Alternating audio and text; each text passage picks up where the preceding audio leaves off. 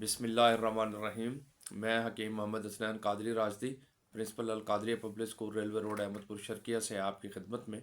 आज मैं आपको जिन बुज़ुर्गों के बारे में मालूमात फ़राहम करूँगा वो हज़रत बो अली कलंदर, शेख शरफ़ुद्दीन बो अली कलंदर रहमतुल्लाह ताला हैं, जो हमारे इस ख़ित्ता पाक के अंदर पहले कलंदर बुज़ुर्ग के नाम पर मशहूर हुए।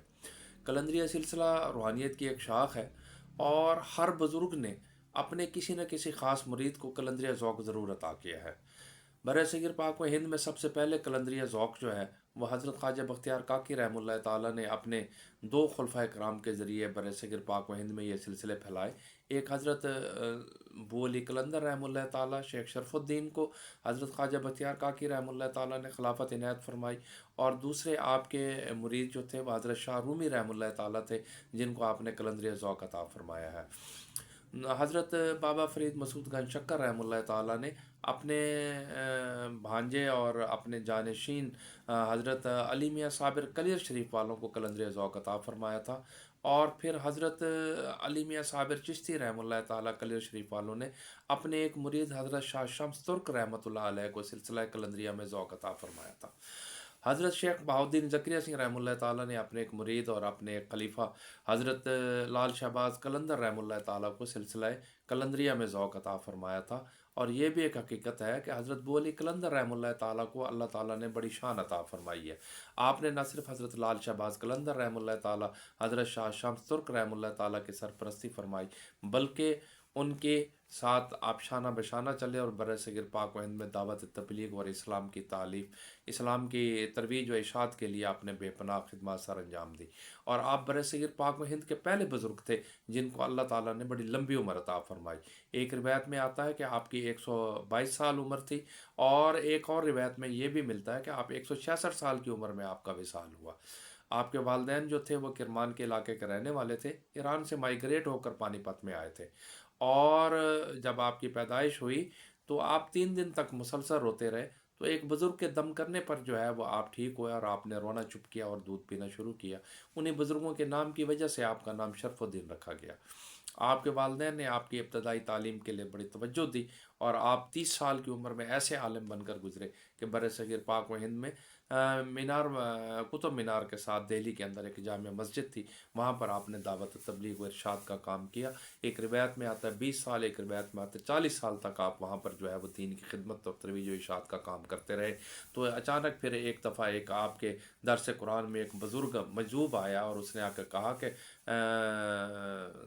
शरफ़ुद्दीन, तुम्हारा ये काम नहीं है, तुम जिस मकाम के लिए पैदा किए गए हो उसके लिए कोशिश करो। तो आप फिर वहाँ से सब कुछ छोड़ छाड़ कर हज़रत ख्वाजा बख्तियार काकी रहमतुल्लाह ताला की खानकाह में उनसे मुंसलिक हो गए।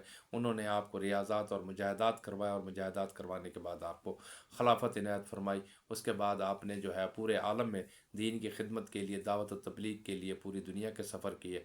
आप कूनिया भी गए, वहाँ पर जो है शाह शम्स तबरेज़ रहमतुल्लाह ताला और हज़रत शाह रूमी रहमतुल्लाह ताला से भी आपने कसब फ़ैज़ हासिल किया।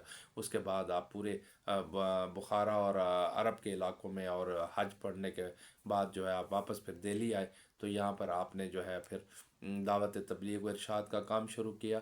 आपने 3 बादशाह ने वक्त के दौर देखे, और तीनों बादशाह ने वक्त जो थे दिल्ली के मुसलमान हुक्मरान जो थे वो आपके मुतक़िद थे, और आपकी खिदमत अक्सर दुआओं के लिए आया करते थे। आपकी दुआओं के लिए बेशुमार वाक़यात मिलते हैं, बल्कि बे औलाद ख़वातीन के लिए आप, क्योंकि पानीपत के लोग पान ज़्यादा खाते थे तो आप पान भी खाते थे, तो आप अपने पान के टुकड़े जो है किसी खातून को अता कर देते तो अल्लाह ताला उसको नरीना औलाद भी अता फरमाता था। और कहते हैं कि हज़रत अली रज़ियल्लाहु की खुशबू जो है वो आपको अता की, ख्वाब में उन्होंने अपनी एक ख़ास खुशबू अता की, जिसकी वजह से आपको बूए अली के नाम से आलम रूहानियत में पुकारा जाता है। तो आपका नाम शरफ़ुद्दीन पीछे चला गया, और हज़रत अली रज़ियल्लाहु के अता करदा खुशबू से आप बूए अली के नाम से जो है वो पूरी दुनिया में मशहूर है। आपने हज़रत ख्वाजा निज़ामुद्दीन देहलवी रहमतुल्लाह ताला से भी बैत का शर्फ़ हासिल किया, और आपने जो है पूरे बरसग़ीर पाक व हिंद के अंदर जो है वो इस्लाम की खिदमत की। आप अक्सर सक्र व साफ़ और मजजूबियत की कैफ़ियत आप पे तैरी रहती थी, मगर जब नमाज का वक्त होता तो आप बिल्कुल ठीक ठाक हो जाते और नमाज वक्त पर अता करते, और कोई अल्लाह का नाम आपके सामने ले लेता تو آپ کا جسم کانپنا شروع ہو جاتا تھا۔ آپ کی خدمات جو ہیں وہ بہت اعلیٰ و افضل ہیں، اور اس کے علاوہ جو ہے پانی پت میں جب آپ اخیر عمر میں رہنے لگے تو حضرت علی میاں صاحب چشتی رحمہ اللہ تعالیٰ نے اپنے ایک مرید حضرت شاہ شمس ترک رحمہ اللہ تعالیٰ کو پانی پت میں قیام کرنے کے لیے بھیجا۔ تو آپ نے نہ صرف ان کے لیے پانی پت میں رہنے کے لیے ان کو جگہ فراہم کی، اور بلکہ اپنے اکثر مریدین کو ان کی خدمت میں بھی بھیجا کرتے تھے۔ اخیر عمر میں آپ کرنال تشریف لے آئے اور یہیں پر ہی آپ کا وصال ہوا۔ تو آپ نے اپنے مریدوں کو خواب میں بتایا کہ میری قبر جو ہے وہ پانی پت میں بنائی جائے۔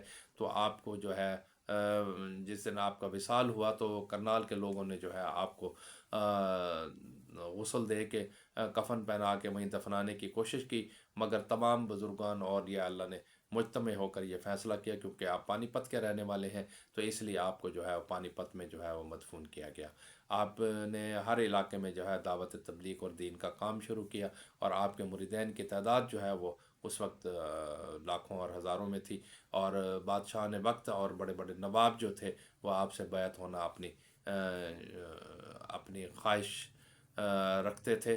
اور اس کے علاوہ جو ہے آپ نے اس خطے کے اندر اسلام کی بے پناہ خدمت کی، اور سلسلہ حضرت لال شہباز قلندر رحمہ اللہ تعالیٰ جب حضرت بہاؤالدین زکریا سنگھ رحمہ اللہ تعالیٰ کے خلافت لینے کے بعد اجمیر شریف آئے، اور اجمیر شریف میں آپ نے چلہ کشی کی، اور اس کے بعد واپس جب دہلی آئے تو آپ کی خانقاہ میں 2.5-3 سال تک رہے تھے۔ آپ نے اپنے دور کے اندر جتنے بھی قلندر بزرگ تھے ان کے سب کی سرپرستی فرمائی، اور بلکہ ان کے رہنمائی بھی کی، اور آپ کا مزار جو ہے آج بھی پانی پت میں مرجع خلائق ہے۔ السلام علیکم ورحمۃ اللہ وبرکاتہ۔